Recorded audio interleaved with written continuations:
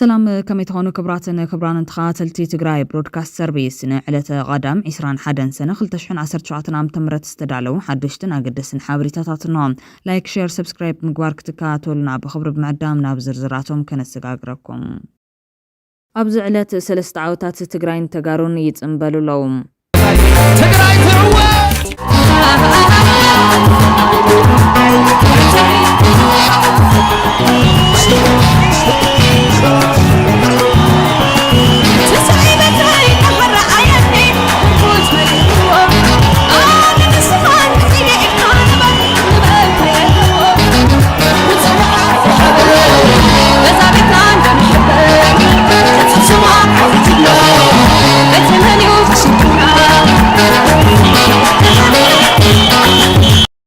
نزتن ኣብ ኣዲስ ኣበባ ዘቕንዕ ጀነራል ታደሰ ወረደ ዝምልከቱ ተስፋ ዘለዎም ዕባለታት እናወፅኦም ብኻልእ ወገን ስምምዕ አልጀርስ ብሕገ መንግስቲ ኢትዮጵያን ብተጻቦታትን ሻዕብያ ብተደጋጋሚ ፈሪሱ ዘብቃዕ ምዃኑ ተገሊጹሎም ብጌታቸው ረዳ ካብ ሓላፍነት ተኣልዩ ዝነበረ ኣለም ገብረዋህድ ብታደሰ ወረደ ተሸይሞም ናብ ትግራይ ዝኣትዉ ስለ ኤርትራ ልዕሊ 30 ሰባት ከም ዝጨወዩ ኣሰና ቴሌቪዥን ኣቃሊዑ بخالي زعبا هقدف نتقراي ጨፍሊቑን ኤርትራ ደሚሩ ሓንቲ ኢትዮጵያ ካንጽ ሓቂኑ ነገር ተገምጢልዎ ኣብዚ ሸባሸበሉ ዘሎ ኩናት ክሳተፉ ድሌት ከም ዘይብሎም ኤርትራውያን ገሊጾም ኣለዉ ኣብ መወዳእታ ድማ ወታደራት ኢትዮጵያን ኤርትራን ብሸነኽ ምዕራብ ትግራይ ይተኣኻኸቡ ከም ዘለዉ ይስማዕ ኣሎ ነዚኣቶምን ካልኦት ኣገድስ ዝበል ናይ ምዕባለታትን ኣብዚ ሰዓት እዚ ጸብጸባት ትግራይ ብሮድካስት ሰርቪስ ከነካፍለኩም ኢና ስምምዕ አልጀርስ ኣብ ሕገ መንግስቲ ብዝተቐመጠ ባይቶ ከልተ ህዝቢ ኢትዮጵያ ብዘይ ምጽዳቑን ብወገን ሻዕብያት ብተደጋጋሚ ብምፍራሱን ዘብቃዕ ምዃኑ ጋዜጣ ሪፖርተር ጸብጺቡ መንግስቲ ኤርትራ ነቲ ብተደጋጋሚ ከፍርሶ ጸንሐ ውዕል ሕዚ ስጋልቢሱ ንልዕሊ 50 ዓድታት ትግራይ ሒዘ ዘለኹ ብመሰረት እቲ ውዕየ ክብል ጸኒሑ እዮም ትማለብ ዘውፅኦ መግለፂ እውን እንኮላይ ንሕወሓት ብምውቃስ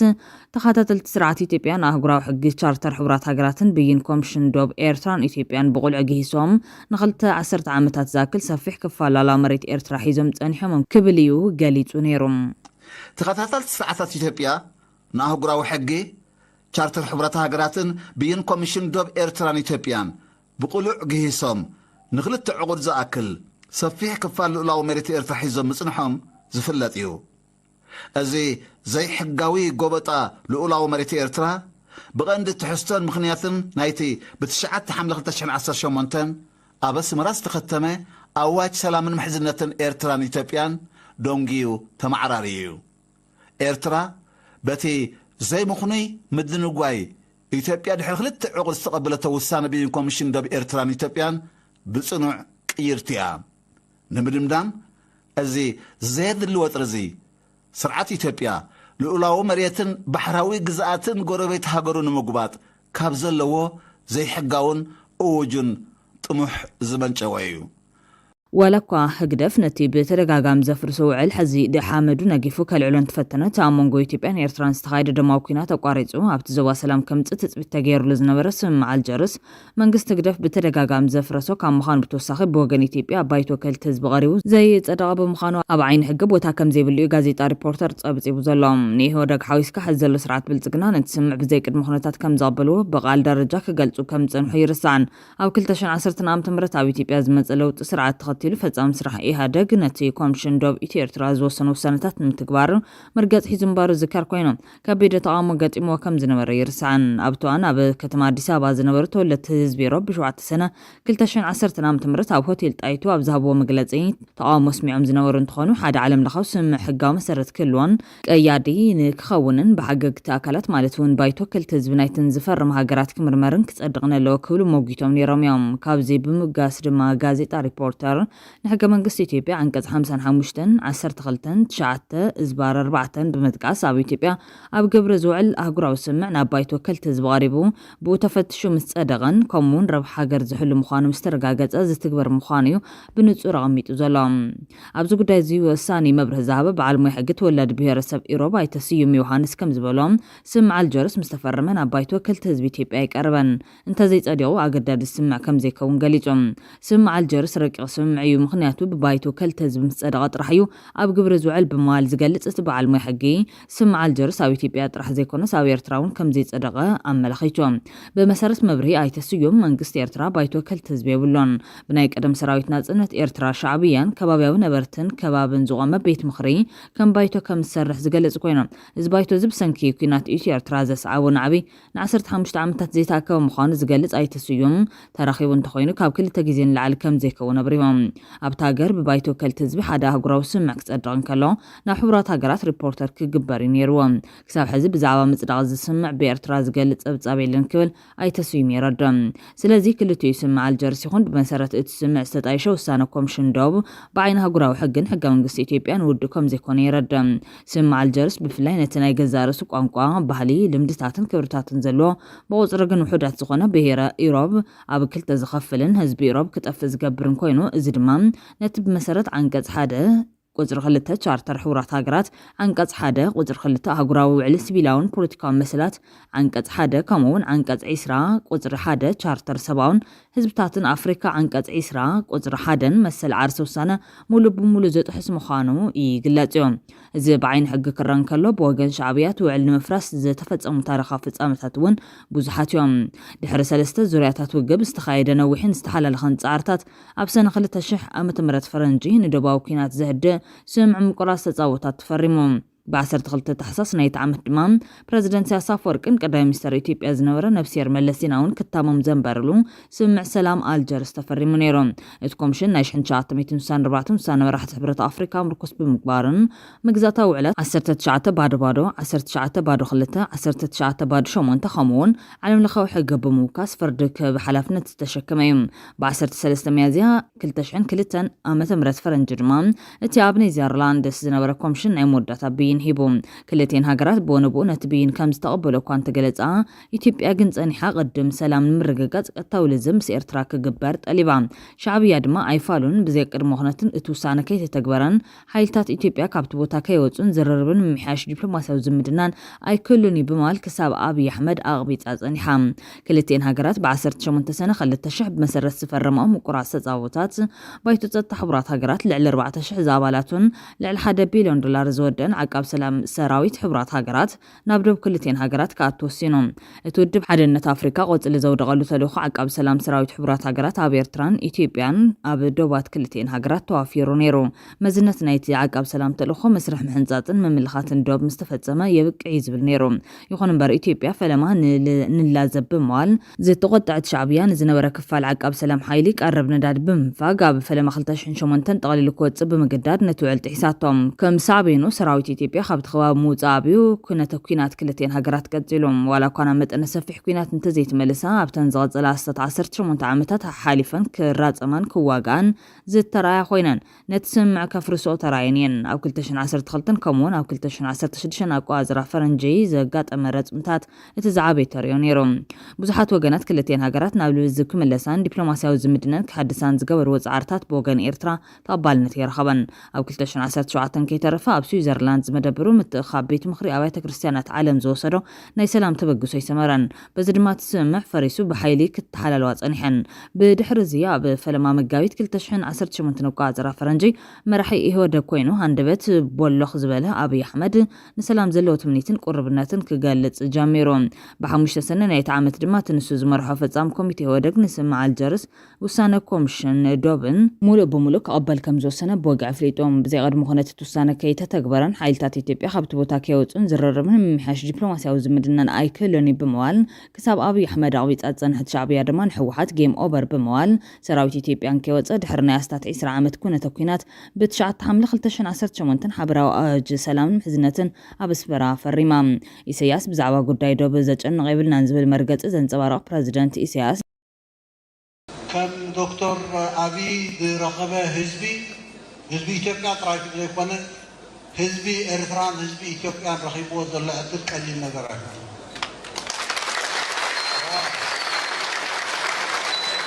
ኣነ ተደጋጋሚ ኢለለኹ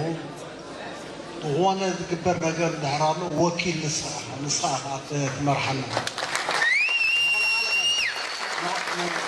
ንኻል ዓለም ንሩሕ ሕጉሰ ኢለ ወይ ንዘረባ ክትሕመኒ ምእንቲ ኢለ ዝብሎ ዘይኮነ ناي بحقي إذا حجي هوت البسنا ندفقد لنا سلام فقري أكلتي أتم هزبتات ኣብ ሕዳር ናይቲ ዓመት ኣብ ዘካየዶ ቃለ መሕተት ብዛዕባ ትግባረ ናይቲ ስምዕ ተሓቲቱ ኣብ ዝሃቦ መልሲ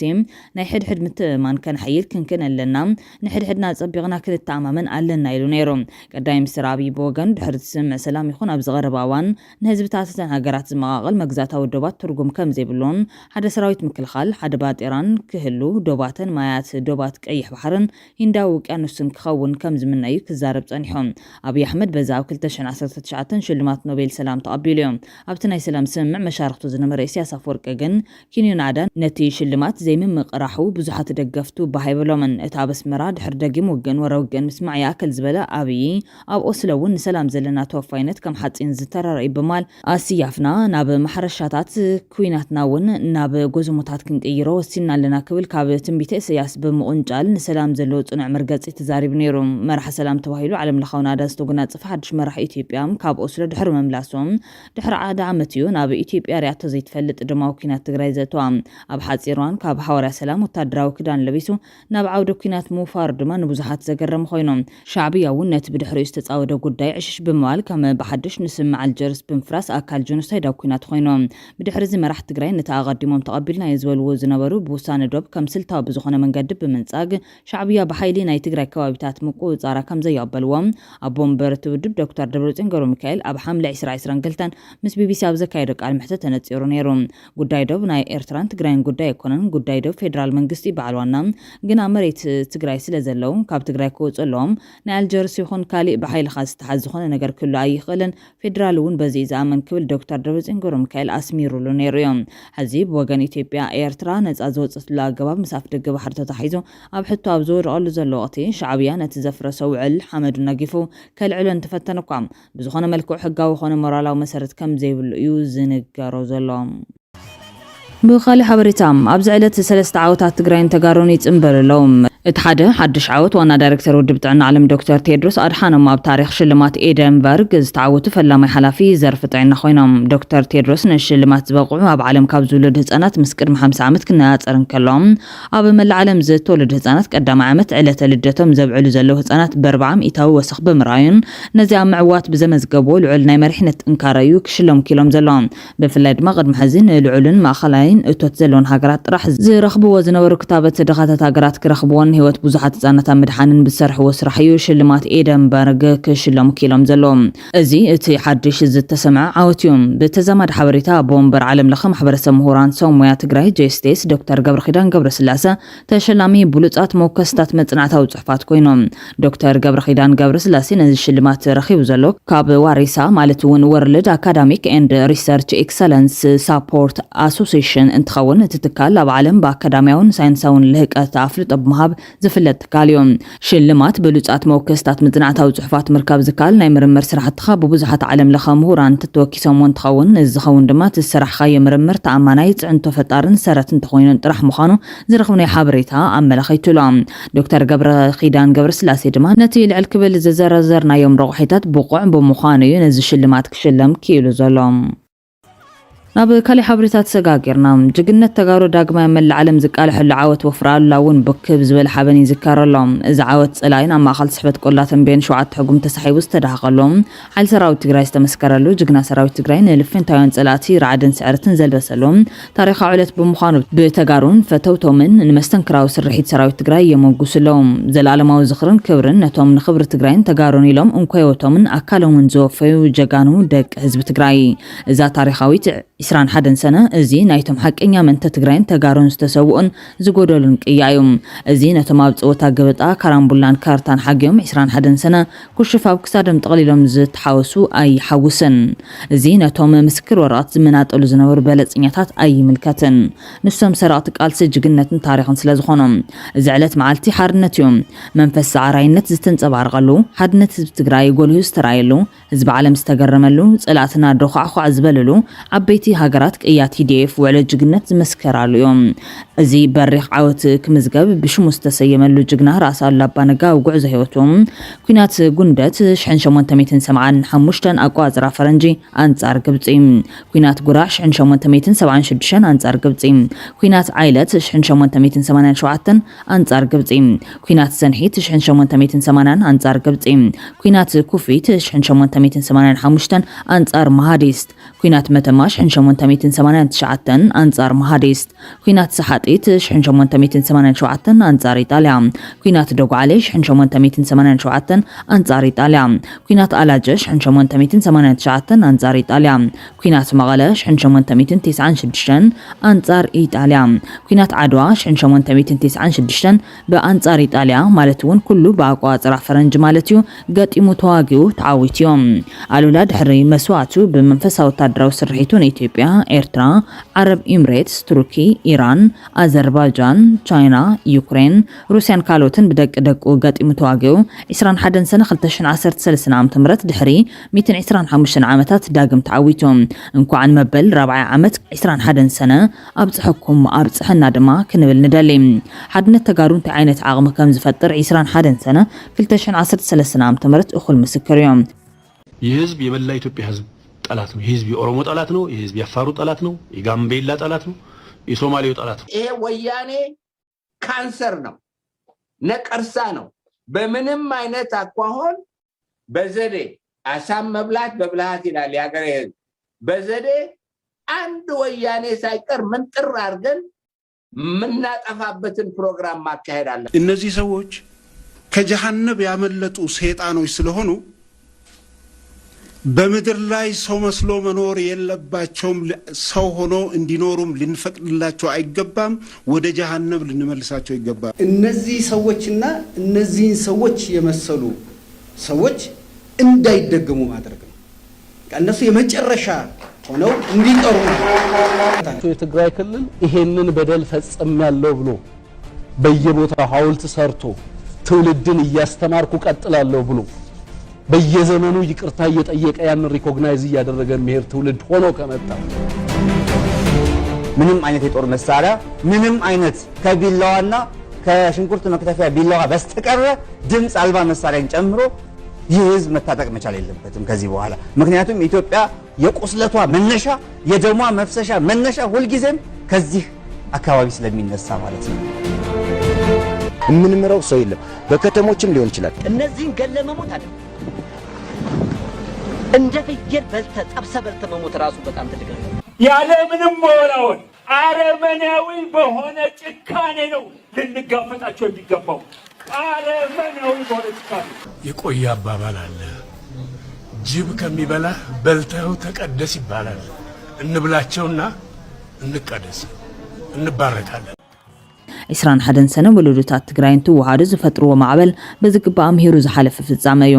21 ሰነ ብኹርዓወት ሓድሽ ወለዶ ትግራይ ብምዃኑ ከነኽብሮን ክንዝክሮን ይግባእ ቃልሲ ሓድሽ ወለዶ TDF ብሃንጎሪማታት ስልጣን ድሕሪ ተመሊስዮም ከመይሉ ቃልሲ ዝወለዶ ብሱስ ሰዓት ተዓፂፉ ንዝብል ሕቶ ምላሽ ዝህቡ ወገናት ምኽንያት ቃልሲ ዝወለዶኮ ቀዳማይ መሬትን ህዝብን ትግራይ ብብረታዊ ቃልሲ ሓራም ውፃ ካልኣይ ሕነ ዝተደፈረት ዓድን ሓፍትን ምፍዳይ ክብሮም ዝተመንጠሉ ኣቦታት ክብሮም መሊስካ ካብ ማሕረት ምድሓን በዋና ናነት የኔራን መንሰይ ትግራይ ግን ነወዲቆም ግዳይ ጆኖሳይድ ዝገበሩ ፖለቲካ መራሕቲ ወይ መሽጎጥዮም ዝኾነ ወዳብን ምድሓን ኢለኮነን እዚ ኩሉ ዓቕምን ሃፍትን ገዲፉን መስዋዕቲ በረኻ ወፂኦም እኳዳስ ህዝቢ ከም ህዝቢ ነቲ ብብልጽግና ዝተቐመጠሉ ጊዜያዊ መንግስቲ ብኣኻይ ምራሕን ሕጋዊ ዝመረፅክዎ መንግስቲ ኣለኒ ኢሎም ልዕሊ 2.7 ሚልዮን ህዝቢ ብካርዱን ሕወሓት መሪፅዮም ነቂሑ ይኹን ዋላ ንገርሁ ብዘየገድስ በዚ ድማ ደቅና ኪዱ ተጋደሉ ህዝብኹምን መሬትኩምን ኣድሒንኩም ሕጋዊ መንግስትና ውድብና መልሱልና ኢሉ ንመናእሰይ ኣጋዲሉ እዮም ድሕሪ እዚ ድማ እቲ ስራሕ ታሪክ ወለዶ ብዕለት 19 ሰነ 2013 ዓ.ም ጸላይ ድኹዕ ዓቢሉ ከም ዝሎሚ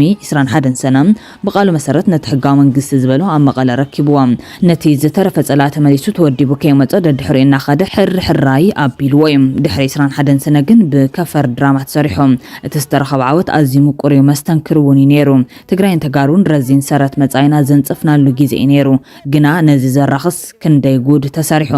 ኣበይ ከም ዝነበረ زي فلت جزء كان جمرات تمثل مع جور تقيح بلس عد جرات تمثل سب عد زي تقولوا حدش شرط أو كسادة أمتمو كتشفرن كو جمت أتصني ترايم عبتنا يكونات عزوان وانات كله خندقنت أرسل تنزلاتو سبك عجب يزدل نيرو ود جزان ود برخان زبل ليلان قليلان كفت أم ترايو نتروسن بهراوك على سبتجراي برد مليسلهم أبو مودة تدما نجزارسو أو كل تتفنجلو عمونجو 4 خيلون عد حالون نسلتان كبل تنتل إليركاب ولاون كم خاينو تجراين تجراوينتن زتخل علو عبي معرف على سبتجراي 21 سنة كل تشحن 10 سنة تمرت بلوع الحبن يذكر اللهم اتبع 11 سنة خلتشن 10 سنة زي جمروا وفرالو لك ساب سنة 19 العلي 38 تنشح العدم سيسو العلي 28 تنشح 300 سراويت سلاين اب ملاك موت عركبون سراويت تجراي كاب تمرتن هرشان كاب نقدن سرحتنيا منقس سنتن بحفشا كاب سلاماوي هوت ناب جنبار كتيتوم ناي معلتات وتدراو تعلم وسيدون انصارتهم العلي 30 جلن زوريا تعلموا زوررو سراويت ايرترام انصارتهم افريكا كاب زحيلو انا زبلو زنور سراويت ايثيوبيا قديم حمششوم نزبزح كفال ግዛቱ ነጻ ዝገበራ ናይ ናጽነት ሕዌት ጅግነት ተስፋ መርአያ ጽንዓት ብጻይነት ብሄራዊ ክብረት ስለዝኾነት ልዕሊ ዝኾነ ዋን 21 ሰነ ክብርት ዕለት ያብማል ብድሕሪ ዝዓለትዩ ስለ ሃገርነት ትግራይ ከማ አጀንዳ መልዓል ዝተጀመረ ሃገርነት ግን ብናይ 8 ኣዋርሕ ኩናት ዝዕወት ኣይኮነን ዝብል ሓሳቡን ኣቕሪቦም እዮም ብመቕጻል ሽቱ ሃገርነት ብኸመይ ከም ዝዕወት ንጹር ስእሊ ፖለቲከኛታት ዘይረኸበ ሰራዊት ናብ ናይ ሃገርነት ምዕራፍ ዘይብቃዕና ተባሂሉ ክውቃስ ናጻ ዝገበረን የለን ተባሂሉ ክቆናጸብ ንዓይዶ ተጋዲልካ ኢኻ ተባሂሉ ክባጭ ወሉ ዝግበር ዘሎ ጻዕሪ ካልእ ጥፋት ክመጽእ ምዕዳም ይዝብል ሞገት ብምቕራብ ድማ ሃገርነት ኣብ ወረቐት ዝሕንጸት ስእሊ እዩ ማዕዝን ከመይ ይፍጸም ዝብል ዝስእሎ ፖለቲከኛ እዩ ሰራዊት ኣፈጻሚ ሓይሊ እዩ ስለዚ ሰራዊት ዘውቅስ የብሉን ኢሎም ኣለዎም ክውቀስ ዘለዎ ሃገርነት ሲትረፍ ረብሓታት ክልልነት ኳስ ክሕሉ ዘይካለ ፖለቲከኛን ልሂቅን ትግራይ ዝብል ነቐፌታ ዘቕርቡ ዞም ወገናት ድሕሪ 21 ሰነ ንመቐለ ዝተመለሱ ፖለቲከኛታት ንቓልሲ ሰራዊት ትግራይ ጎስዮም እዮም ቅድሚ 21 ሰነ ዝነበረ ስሙር ሓድነት ትግራይ ብድሕሪኡ ናብ ስልጣንን ጉጅላዊ ረብሓታትን ተጨዊ እዩ ክኸፈል ዘይግቦ ዋጋ ብሰንኪ ድኹም ፖለቲካ ዋጋ ሰራዊትን ህዝብን ትግራይ ከፊሎምን እናኸፈሉን እውን እዮም ሕዚ ግና ክእረም ኣለዎ ኢሎም ኣለዎም ንኸባቢ 4 ዓመት ኣብ ምድራዊ ሲኦል ዝርከብ ህዝብና ህዝቢ ምዕራብ ትግራይ ጉሎም ኸዳ ዛላምበሳ ኢሮብ ኩናማ ካብዞም ጋኔናት ፍጥረት ተናጊፉ ናይ ሰላም ነጻነትን ኣየር ዝተንፍሰሉ ግዜ ክርኢ ይብህግ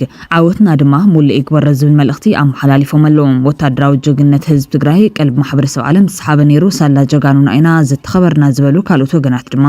21 ሰነ ህዝብ ትግራይ ዓባይ መዓልቲ ኣም መላምል ህፃውንቲ ምንተ ህዝብ ትግራይ ሎም ንዝኣመንሉ ዕላማ በረኻ ብምውራድ ድሕሪ 8 ኣዋርሕ ዓወት ዝተረኸበላ ረዚን ዋጋ ዝተኸፈለላ ዓለት ምዃና ብምግላጽ ክብርን ምስጋናን ኣቕሪቦም ኣለዎም እዚ ዕለት እዚ እዚ ታሪኽ ክብሪ ዋጋ ተኸፊልዎ እዩ ክብርን ሞገስን ንሰማዕታትና ዓወትን ኣሳልጦን ንውልቃዊ ኾነ ጉጅላዊ ረብሓ ክብሉ ካብ መትከሎም ዘይተነቓነቑ ጀጋኑና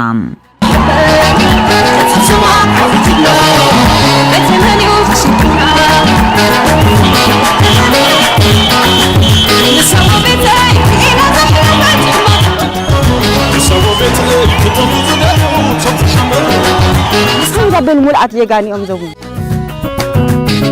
أنا أبلع وداتهم ذات تجراي مع عرقوا إيه تجراي بروك تكوني دي بلاد تجراي دو على بندرة أنا نبتي أنا نبتي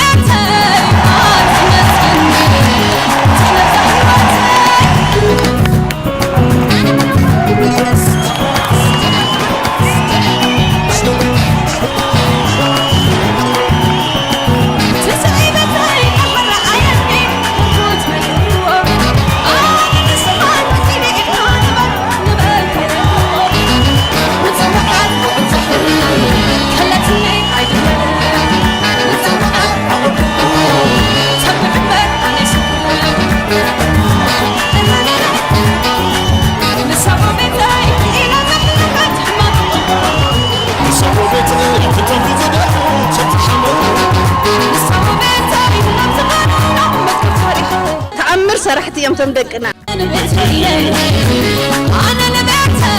ما تمسني تحلف زحيواتي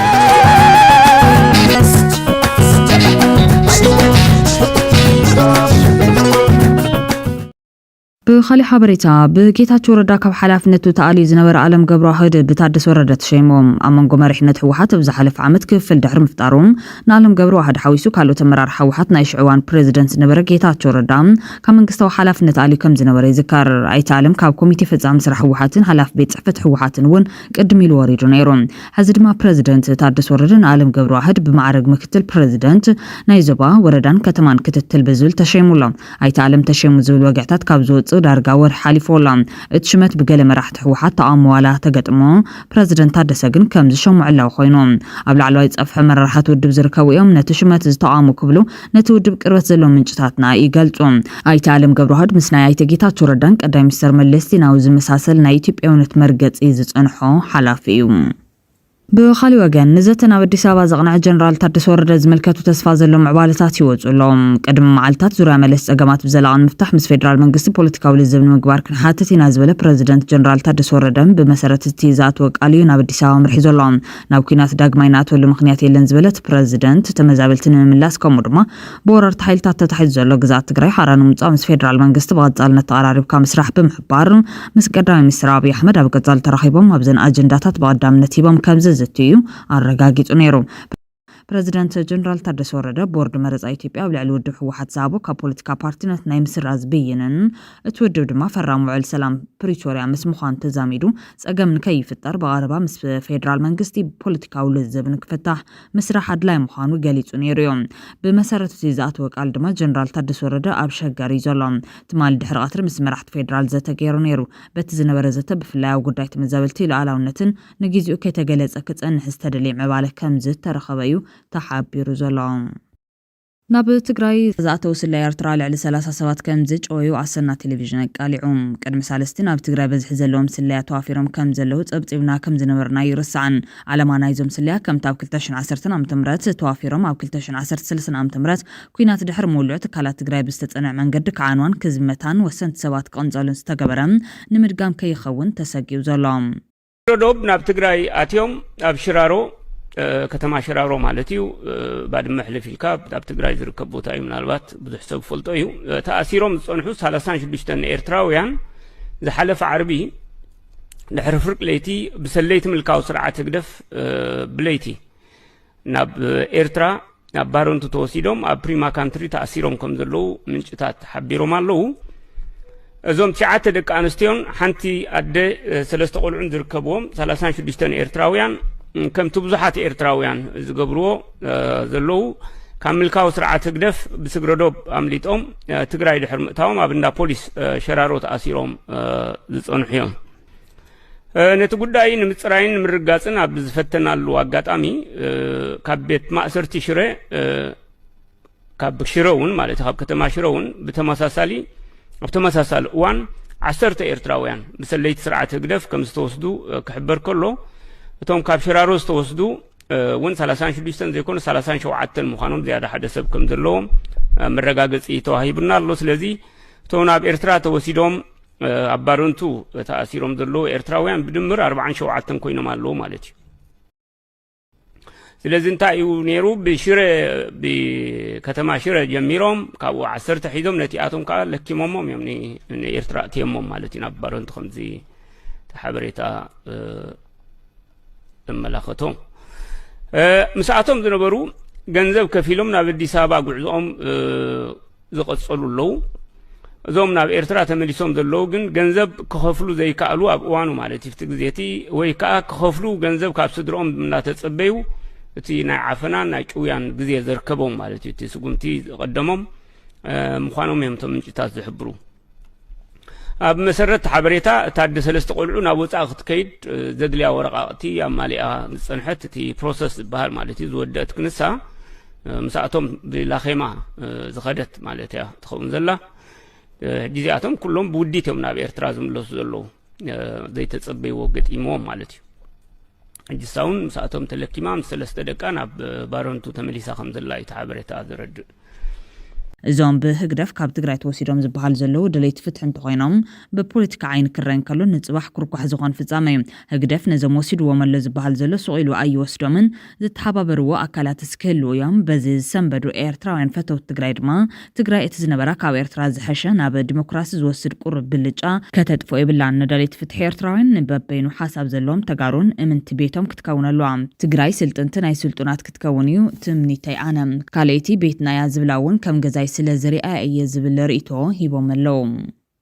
ኣብ ሞዳታም ህግደፍ ንትግራይ ጨፍሊቑ ሓንቲ ኢትዮጵያ ካነጻ ሓቂኑ ነገር ተገምጢልዎ ዝሸባሸበሉ ዘሎ ኩናት ክሳተፉ ድሌት ከም ዘይብሎም ኤርትራውያን ገሊጾም ኣብ ከባቢታት ማሕጀርን ማይካድራን ናይ ተጠንቀቕ ኩነታት ሰፊኑ ምህላው ተሓቢሩሎም ካብ ዝሓለፈ ሰሙናት ሒዙ ሰራዊት ኢትዮጵያ ኣብ ከባቢታት ማይካድራ ሓደሽቱ መድፍዓት ኣምትካል ተጸሚዱ ምህላውን ብወገን ኤርትራ እውን ብተመሳሳሊ ኣብ ከባቢታት ማሕጀር ዝጸንሐ ኣጋር ሰራዊት ናብ ወሰናወሰን ደባት ተጸጊዑ ናይ ተጠንቀቕ ትእዛዝ ተዋሂቡ ኣብ ተዳሉ ከም ዘሎን ካብቲ ከባቢ ዝረኸብ ናይ ሓበሬታ ኣረጋጊጾም መንጎ ክልቲኦም ሓይልታት ፌደራልን ጉጅለ ህግደፍን ተፈጢሩ ዝጸንሐ ምትፍናን ካብ ግዜ ናብ ግዜ ንሓይል ኣብ ዝኸደሉ ዘለዋን ሰራዊት ኢትዮጵያ ወሰናወሰን ከባቢታት ማይካድራ ከቢድ ብረት ኣምትካልን ካብ ማእኸል ሃገር እውን ሰራዊት ኣብ ምጉዓዝን ተጸሚዱ ምጽንሑ ዝገለጸት ዝረኸብና ሓበሬታ ጉጅለ ህግደፍ እውን ብተመሳሳሊ ብከባቢታት ማሕጀር ዝጸንሐ ኣሃዱታት ኣጋር ሰራዊት ናብ ወሰናወሰን ዶባት ተጸጊዑ ኣብ ናይ ተጠንቀቕ ኩነታት ክጸንሕ ትእዛዝ ሂቦ ምህላው እዩ ምንጭታትና ዝገልጹ እዚ ህግደፍ ንትግራይ ከጥፍእ ክብል ዝስሓቡ ኩናት ንህዝቢ ኤርትራ ዘይውክል ምዃኑ ዝገልጹ ኤርትራውያን ከም ሳተፉ ሓቢሮም ኣለዉ ግን መን ይሕጂ ተውታ ኩናት መን እዩ ሽግርና ህዝቢ ኤርትራ አብይ አሕመድ ወላ ኢሳያስን ስርዓቱን ሽግርና ህዝቢ ኤርትራ ስለዚ እዚ ተዋዲዱ ዘሎ ሓደገኛ ኩናት ኣብዚ ቀረባ መዓልቲ ንሪኦ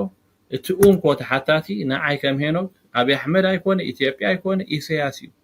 ምክንያቱ ኢሳያስ ባዕሉ ኣብ ልዕሊ ህዝቢ ኤርትራ ዘፃወዶ ኩናት ስለ ዝኾነ ኢትዮጵያውን ብዛዕባ ባሕሪ ብዛዕባ ዓሰብ ንኽሓቱ ዝገብሮም ኢሳያስ እዩ ኢትዮጵያውን ብዛዕባ ሕጂ ተወሪርና ለመሬትና ተሓይዝና ክብሉ ዝገብሮም ዘሎ ኢሳያስ እዩ ስለዚ እንታይ ዝበሃል ኣሎ ሲ ወደንኪ ሓምያ ሰይቱ ወደኒ ሓምያ ንሕና ኤርትራውያን ሕጂ ንአብይ አሕመድ ባሕርና ደሊዶ መንደፍዶ ኢልና ዘይኮንና ክንከስስ ንኢሳያስ ኢና ክንከስስ ዘለና ኦፍ ኮርስ አብይ አሕመድ ንዝኽተሎ ዘሎ ጉጉይ ፖሊሲ ጠጠው ኢልና ክንቃወሞ ክንወፎ ፀገም የብሎ ልዕሊ ማንም ግን ንዓና ንኤርትራውያን ተሓታቲ ስርዓት ህግደፍ ብዝኾነ እቲ እዚ ከም ዚሉ እንዳሃለወ ብሸነኽ መንግስቲ ኢትዮጵያ ዝግበር ዘሎ ምድላዋት ከዓ ገለ ሓደ ክልተ ነጥብታት ቪድዮታት ከርእየኩም እየ ሓደ እቲ መጀመርያ ከም ዝረኣናያ ሚኒስትሪ ጉዳያት ወፃኢ ናይ ኢትዮጵያ ናብ ሃገራት ዓለም ዘርጊሕዎ ዘሎ እዩ ካልእ ኣብ ዝቐረባ ግዜ ሚኒስተር ምክልኻል ናይ ኢትዮጵያ እንታይ ትብለላ ብዛዕባ እቲ ኣብ ኢትዮጵያ ዝስልጡን ዘሎ ወተሃደራት ከምኡ ከዓ ምምዕባል ወተሃደራዊ ሓይሊ ናይ ኢትዮጵያ ናብ መን ዝዓለመ እዩ ለዚ እቲ መጠንቀቕታ ሓቢርና ንስማዕ እያ ህዝቢ ኤርትራን ህዝቢ ኢትዮጵያን ክልተ ህዝቢ ይብሉ ዝዛረብ ድሕሪ ሕጂ ነቲ ሓቂ ዘይፍለጥ ጥራይ ክልተና ከም ሓደ ህዝቢ ኢትዮጵያ ከም ዘይትበታተን ኢና ክንገብር ኢትዮጵያ ንኸይትበታተን ከይትገማማዕ ወያነ ዳግም ኣብ ስልጣን ከይመጽእ እዚ ኣነ ናተይ ትምኒትና ይስምዕዎ ኢሳያስ እንታይ ኢሉ ህዝቢ ኤርትራ ኢትዮጵያን ክልተ ህዝቢ ዝብል ነቲ ሓቂ ዘይፈልጥ ይሕና ሓደ ኢና ኣብ 5 ዓመት ሕጂ ንኩናት እንዳለሎ እዚ ከንስማዓዮ ናይ ኢሳያስ ፖሊሲ ሒዝ መጽ እንታይ ኢሉ ኢትዮጵያ ንኸይትገማዕ ወያነ ኣብ ስልጣን ንኸይመጽእ ጆንታይ ይገብሎ ኢትዮጵያ ንኽትገማዕ ወያነ ኣብ ስልጣን ንኽመጽእ ይቃለስሎ እዚ ስርዓት ኣብ ኤርትራ ዘሎ ናተይ ከም ዶክተር አብይ ዝረኸበ ህዝቢ ኢትዮጵያ ጥራይ ዘይኮነ ህዝቢ ኤርትራን ህዝቢ ኢትዮጵያን ረኺብዎ ዘሎ ዕድል ቀሊል ነገር ኣይኮነ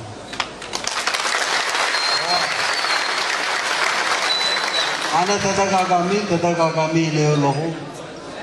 ዝኾነ ዝግበር ነገር እንድሕር ኣሎ ወኪል ንስኻ ትመርሓና ንኻል ዓለም ንሩሕ ሕጉሰ ኢለ ወይ ንገረባ ክትሕመኒ ምእንቲ ኢለ ዝብሎ ዘይኮነ ናይ ብሓቂ እዚ ሕጂ ህይወት ኣልቢስና ንደፍኦ ዘለና ሰላም ፍቕሪ ናይ ክልቲኣቶም ህዝብታት ጥራይ ዘይኮነ ናይ ልምዓት ናይ ገስጋስ ናይ ዕብየት መደባትና ሓደ ካብቲ ካልእ ዝፍልእ ኣይኮነን ነዚ ከዓ ዶክተር አብይ ዝብሎ ክመርሓልና እዩ ኣነ ከዓ ሎሚ ኣብዚ ሕጂ ዘለናዮ ግን ኣይከሰርናን ኣይጠፍኣናን ንብረትና ብሙሉእ መሊስና ንሰምዖ ኣለና ዝውልቀ መላኺ ንስኻ ኢኻ ትመርሓና ኢልዎ ህዝቢ ኤርትራ 20 ዓመት ኣይ ሰላማዊ ኩናት ዝነበረሉ ከቢድ ክሳራ ወሪዶ ደቁ ተሰይዶም ሃገር ዓንያ ቁጠባና ኤርትራ ዓንዩ እዚ ይበሃል ክሳራ ወሪዶ ኮንሱ ንሱ ስለዘይከሰር ኣይከሰርናን ኢሎ ንኣብይ ኣሕመድ ንስኻ ኢኻ ትመርሓና ከም ኣብይ ኣሕመድ ዝኣመሰለ መራሒ የለን ኢሉ ሕጂ ኸ እንታይ ይገብር ኣሎ ንኹናት ኣንጻር ኣብይ ኣሕመድ ይኸይድ ኣሎ ትማል ኣይከሰርናን ኢሉ ኣብዛ ናይ ዝሓለፈት ናይ 24 ጉንበት ከንታ ኢሉ ኣብ ኢትዮጵያ ኣቲና 40,000 ስለዝኸፈልና ኣይተጣዓስናን ኢሉ እዚ እቲ ኤርትራ ዘሎ ስርዓት ብህዝቢ ኤርትራ ዝኾነ ይኹን ሓልየት ዘይብሉ ዳስዋይና እዚ ስርዓት እዚ ክእለ ክኽእል ኣለዎ ንብለና ስዋይ ህዝቢ ኤርትራ ኣይፋል ንኹናት ኢሉ ኣንጻር ስርዓት ተጠቅብሉ ኣለዎ ንብለና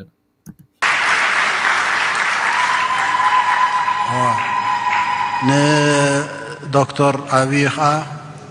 እንኳ ሓጎሰካ እንኳ ዓወተካ ብሓንሳብ ኣለና መጻጉዕ ዞና ብሓደ ኣለና ዝገጥመና ብድሆ ዝገጥመና ዕድል ብሓደ ክንገጥሞ ኢና ንኽእሎ ኢና ክንሰግሮ ኢና ግዲ ይብልካን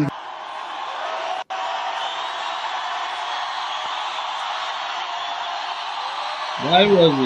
ኣብ ኤርትራ ከምዚ ኢሉ ክሕጎስ ርኢና ይፈልጥና ኣብ ኤርትራ ኩሉ ግዜ ምስ ተፀወገ ኣብ ኢትዮጵያ ኸይዱ ግን ረኣይዎ ኣፍ ልቡ እዩ ዝነፍሕ ዘሎ ትማል ኣፍ ልቡ ነፊሕ ሕጂ ኸ ንህዝቢ ኤርትራ እንታይ ይብሎ ኩናት ተዳለዩ ይብሎ ኣሎ ዋይ ወ እዚ እቲ ኤርትራ ዝመርሕ ዘሎ ውልቀ መላኽ ኣብ ጉዳራሽ እዚ ኣብይ ኣሕመድ ወላሂ ሓውስ ወላሂ ኣብ ጉዳራሽ እዚ ኣብይ ኣሕመድ ምስ ኢሳያስ ተፋኢሮ ዓሰብና መቐል ዝብል እዚ ህዝቢ ኤርትራ ብዛዕባ ዓሰብ ከመይ ጌርኩ ዝዛረብ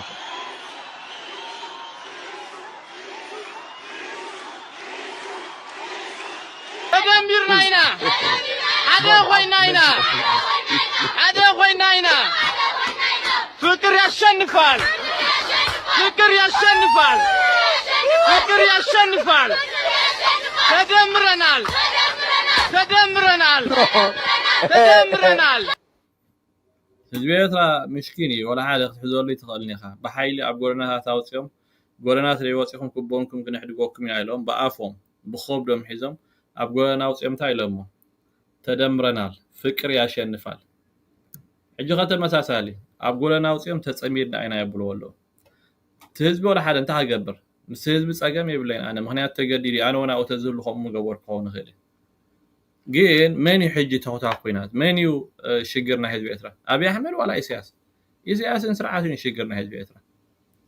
ስለዚ እዚ ተዋዲዱ ዘሎ ሓደገኛ ኩናት ኣብዚ ቀረባ መዓልቲ ንሪኦ እቲ ኮተ ሓታቲ ንዓይ ከም ሄኖክ ኣብይ ኣሕመድ ኣይኮነ ኢትዮጵያ ኣይኮነ ኢሳያስ እዩ ምክንያቱ ኢሳያስ ባዕሉ ኣብ ልዕሊ ህዝቢ ኤርትራ ዘፃወዶ ኩናት ስለ ዝኾነ ኢትዮጵያውን ብዛዕባ ባሕሪ ብዛዕባ ዓሰብ ንኽሓቱ ዝገበሮም ኢሳያስ እዩ ኢትዮጵያውን ብዛዕባ ሕጂ ተወሪርና ኣሎ መሬትና ተሓይዝና ክብሉ ዝገብሮም ዘሎ ኢሳያስ እዩ ስለዚ እንታይ ዝበሃል ኣሎ ሲ ወደንኪ ሓምያ ሰበይቲ ወደኒ ሓምያ ንሕና ኤርትራውያን ሕጂ ንኣብይ ኣሕመድ ባሕርና ደሊዶ መንደፍዶ ኢልና ዘይኮንና ክንከስስ ንኢሳያስ ኢና ክንከስስ ዘለና ኦፍኮርስ ኣብይ ኣሕመድ ንዝኽተሎ ዘሎ ጉጉይ ፖሊሲ ጠጠው ኢልና ክንቃወሞ ክንወፎ ፀገም የብሎ ልዕሊ ማንም ግን ንዓና ንኤርትራውያን ተሓታቲ ስርዓተ ግደፍ እዩ ብዝኾነ እቲ እዚ ከምዚ ኢሉ እንዳሃለወ ብሸነኽ መንግስቲ ኢትዮጵያ ዝግበር ዘሎ ምድላዋት ከዓ ገለ ሓደ ክልተ ነጥብታት ቪድዮታት ከርእየኩም እየ ሓደ እቲ መጀመርያ ከምዚ ረኣናያ ሚኒስትሪ ጉዳያት ወፃኢ ናይ ኢትዮጵያ ናብ ሃገራት ዓለም ዘርጊሕዎ ዘሎ እዩ ካልእ ኣብ ዝቐረባ ግዜ ሚኒስተር ምክልኻልና ኢትዮጵያ እንታይ ኣትብለላ ብዛዕባ እቲ ኣብ ኢትዮጵያ ዝስልጡን ዘሎ ወተሃደራት ከምኡ ከዓ ምምዕባል ወተሃደራዊ ሓይልና ኢትዮጵያ ናብ መን ዝዓለመ እዩ ለዚ እቲ መጠንቀቕታ ሓቢርና ንስማዕ እያ ሁሉ የሚገርመው ግን በራሱ አገር ነው ብለህ ራሱ ለመጥራት የሚያስቸግር የራሱ አገር ህዝብ በፍርሃት ተሸብቦ የሚኖርበት በተቻለ አጋጣሚ አገር ለቆ የሚወጣባቸው ሀገራት ግን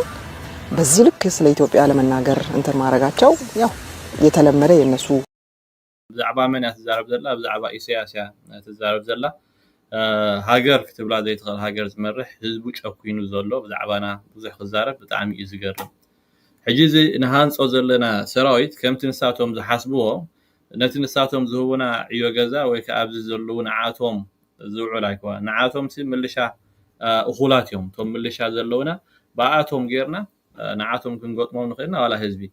እዚ ንሃንፆ ዘለና ሰራዊት ከም ገለ ኢሎም ተጋጊዮም ልኡላዊ ግዝኣት ናይ ኢትዮጵያ ንዝጥሕሱ ንዓቶም ኢልና ኢና ዝብቑዕ ሰራዊት ንሃንፅ ዘለና ስለዚ ቤዚክሊ እዚ መልእኽቲ ዝናመን እዩ ናብ ኢሳያስ እዩ ስለዚ ነቲ ምስ ኢሳያስ ዝገብርዎ ኩናት ዘይተረፍ ኩናት ኩሉ እንትናም ምላቱ ዝገብርሎ ወተሃደራት የሰልጡንሎ በአሽሓት በአማይት አሽሓት አጽዋሪ ይዕድጉሎ ቴክኖሎጂ የምጽሎ በዓል ወይ ናፍት መግለጽ ይልወሎ ማለት እዩ ትኩላ ኢትዮጵያ ዝግበር ዘሎ ኩላትና ንዕዘበልና ሚኒስትር ጉዳያት ወፃኢና ኢትዮጵያውን ገሊጻተውላ እቲ ንባሕሪ ዝምልከትከ ብሸነኽ አብይ አሕመድ እንታይ እዩ ዘሎ እዚ ሕጂ ተደጋጋሚ ዓይነት ምትኹታኽ በአብይ አሕመድ ኣሎ ናይዚ ምትኹታኽ እዚ መበገሲ